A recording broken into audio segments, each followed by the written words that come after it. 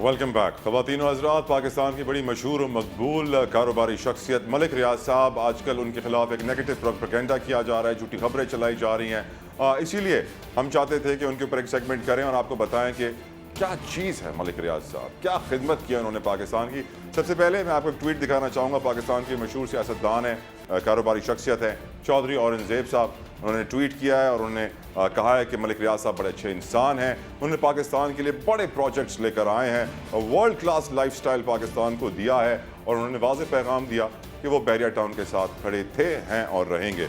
Discussion करने के लिए मेरे साथ मौजूद हैं स्टूडियो में न्यूज़ वन के ब्यूरो चीफ कराची इम्तियाज़ फरहान साहब। इम्तियाज़ साहब, आप बताइए व्यूअर्स को, क्या चीज़ है मलिक रियाज, क्या खिदमत की उन्होंने पाकिस्तान की? मलिक रियाज साहब को बिज़नेस टाइकून के तौर पे एक कहा जाता है, बात की जाती है।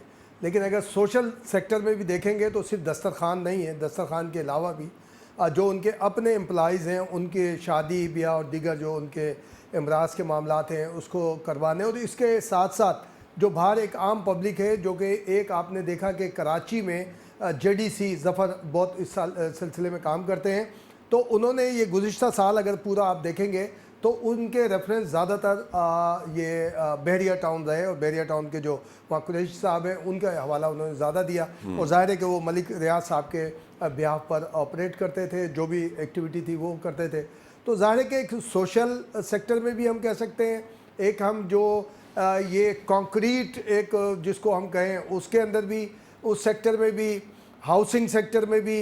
और मैं तो ये कहता हूँ कि गेटेड जो एक सोसाइटीज़ का, गेटेड सोसाइटीज़ का जो इंट्रोडक्शन था वो मलिक रियाज ने कराया, चाहे वो उसका आगाज़ पिंडी से हुआ, लाहौर से। लेकिन इस वक्त अगर आप कराची में देखेंगे तो कराची बहरिया सबसे बड़ा प्रोजेक्ट है। अब तो बहरिया 2 भी यहाँ पर शुरू हो गया है, जो कि टूवर्ड्स उसी लाइन में है, उसी सुपर हाईवे पर है। और अगर हम ये देखें तो ये बहरिया टाउन जो 1 है, जो कराची के हवाले से, इसका तो मिलाप बलूचिस्तान से भी होता है। और वहाँ अंदर जाएं तो आपको एक नई दुनिया मिलेगी। आप यूरोपियन स्टाइल आप कहें, चाहे आप फ्लैट सिस्टम में चले जाएं, चाहे आप जो एक बेंगलोर टाइप के बने हुए उस सब चले जाएं। और मस्जिद देखें, मस्जिद भी बहुत, एक स्टेडियम भी बहुत अच्छा सा है, मस्जिद बहुत अच्छी बनी हुई है। तो एक हम उनको सोशल सेक्टर में भी कह सकते हैं।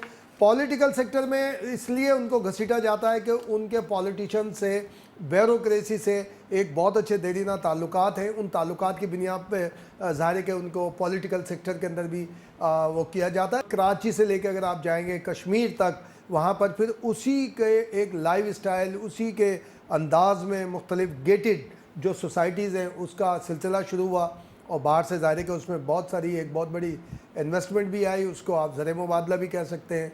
और फिर अगर हम सोशल सेक्टर से हट के अगर उनके हाउसिंग सेक्टर में ही अगर हम बात करें तो 30 से 31 अगर हम इंडस्ट्रीज़ कहें तो उससे आप देख लें कि वाबस्ता है।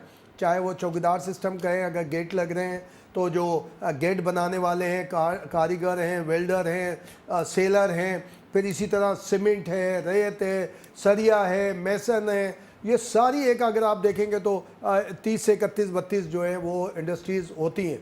अब साबिक हुकूमत में आपने देखा था कि हाउसिंग में एक इंट्रोड्यूस कराए गए थे मुख्तलिफ कि जनाब इतने घर बनाए जाएंगे। तो उस वक्त भी ये गुफ्तगू आई थी सारी, बहुत सारी, कि भाई इतने इंडस्ट्रीज़ इस्टेब्लिश होंगी, आगे बढ़ेंगी या तेज़ होंगी वो।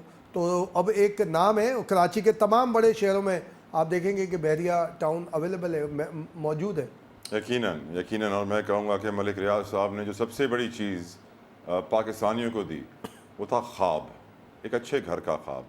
हम 35 साल से मैं कराची में रहता हूँ और मैंने जब बहरिया टाउन कराची को देखा तो मैं सोचने पर मजबूर हो गया कि अगर मलिक रियाज साहब ये काम कर सकते हैं तो दूसरे लोग क्यों नहीं कर सकते। बहुत बहुत शुक्रिया इम्तियाज़ फरहान साहब। प्रोग्राम का वक्त यहाँ तमाम होता है। सोशल मीडिया पर अपना फीडबैक ज़रूर दीजिएगा। अंटिल नेक्स्ट टाइम, अल्लाह हाफ़िज़।